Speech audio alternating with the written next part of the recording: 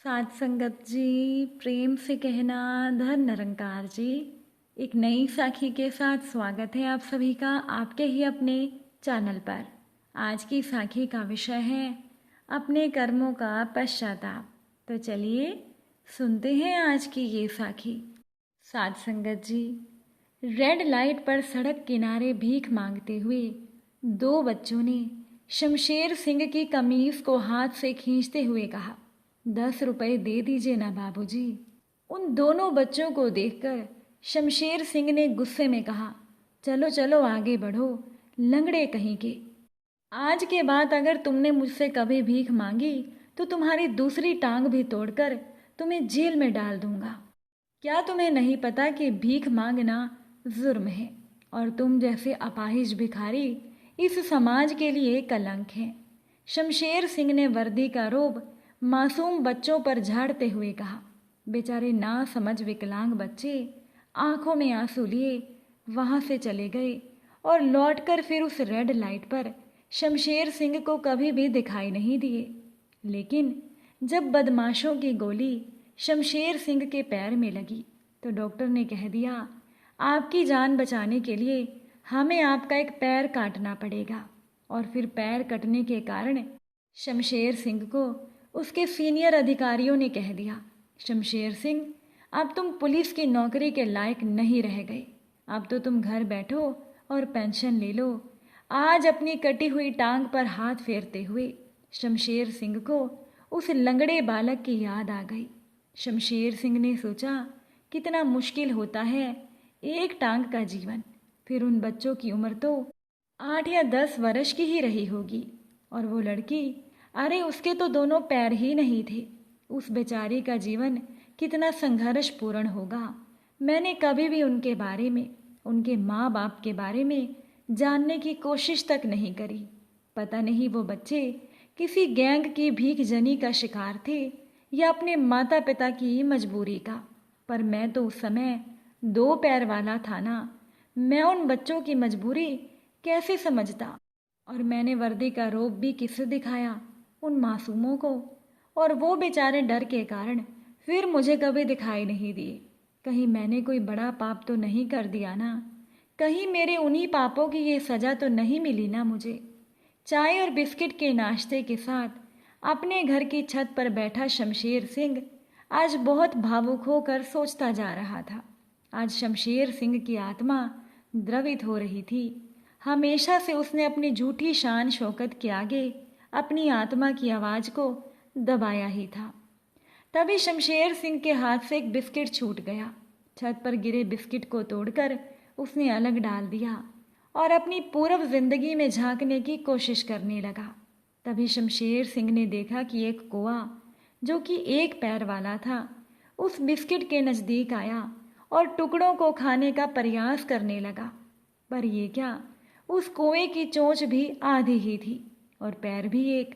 वो बिस्किट का टुकड़ा खाने के लिए कितनी मेहनत कर रहा था और एक पैर से उछल उछल कर इधर उधर बिस्किट खाने के लिए तड़प रहा था। थोड़ी थोड़ी देर में उसे रुकना पड़ता था। शमशेर सिंह ने सोचा, अरे उसका भी तो यही हाल हो गया है। डंडे के सहारे छत पर आ जाता है और पत्नी खाने पीने में मदद कर देती है। उसे भी तो अपने जीवन को सामान्य बनाने के लिए दूसरों से मदद लेनी पड़ती है। अब तो शमशेर सिंह की आत्मा उसे कचोटे जा रही थी। उसने तो जीवन में कभी किसी की मदद नहीं की थी, लेकिन अब वो ऐसा और नहीं करेगा। शमशेर सिंह ने सोच लिया कि अब वो अपने कर्मों का पश्चाताप जरूर करेगा।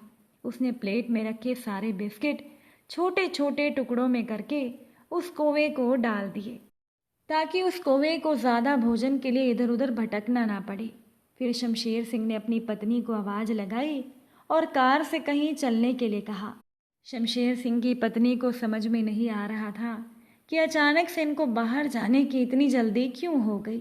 शमशेर सिंह कहने लगा, जल्दी चलो, पहले ही बहुत देर हो गई है।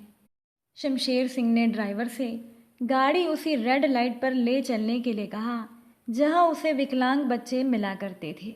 शमशेर सिंह वहां पहुंच गया, पर वो बच्चे उस रेड लाइट पर नहीं थे।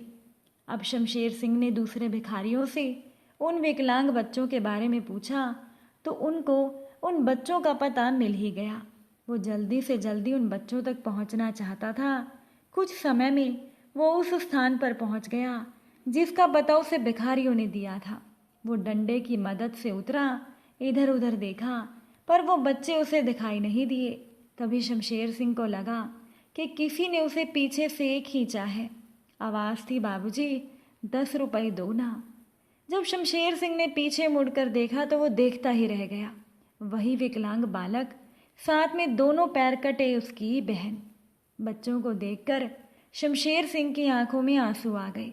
बच्चों को गले से लगाकर वो बोला, मैं तुम्हारे घर चलना चाहता हूँ। साथ ही बच्चों को 500 रुपए देकर शमशेर सिंह बोला, ये लो, अपने लिए खाना ले लेना। बच्चे शमशेर सिंह को अपने घर ले गए। दरवाजे से ही बच्चों ने माँ को आवाज़ दी, माँ। अब उन विकलांग बच्चों की माँ हाथों से चलकर दरवाजे तक आई। क्या है बेटा, कहने लगी। बच्चे बोले, देखो ना माँ, बाबूजी आए हैं तुझसे मिलने।